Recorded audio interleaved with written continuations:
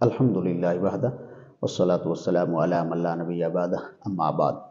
روزہ کی حالت میں کیا ہم کان میں دوائی ڈال سکتے ہیں یا نہیں ڈال سکتے؟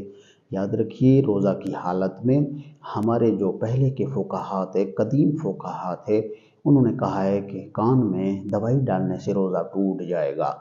اب دیکھیے، اس کا تعلق اور ہمارے جدید جمہور علماء اہل سنت جو ہیں وہ فرماتے ہیں کہ کان میں دوائی ڈالنے سے اگر اس کا پردہ سلامت ہے، اگر دوائی ڈالیں گی تو روزہ نہیں ٹوٹے گا۔ تو یاد رکھیے، ہمارے جو قدیم فقہاء تھے، جو پہلے کے علماء تھے، اس وقت صاف ذرا اس کا تعلق طب کے ساتھ ہے، لہٰذا اس وقت یہ چیر پھاڑ یا آپریشن وغیرہ اتنے نہیں ہوا کرتے تھے۔ لیکن آج کے دور میں، جدید دور میں آپریشن اور چیر پھاڑ یہ بہت ہیں، لہٰذا اب طب کے ذریعے پتہ چلا کہ کان کا کنیکشن جو ہے وہ حلق تک نہیں پہنچتا۔ اگر کسی کا کان کا پردہ سلامت ہے اور اگر اس نے اس میں دوائی ڈال دی تو اس سے اس کے روزے پر کوئی فرق نہیں پڑے گا، اس سے اس کا روزہ نہیں ٹوٹے گا۔ ہاں، اگر اس کے کان کا پردہ پھٹا ہوا ہے تو اس صورت میں اس کا روزہ ٹوٹ جائے گا۔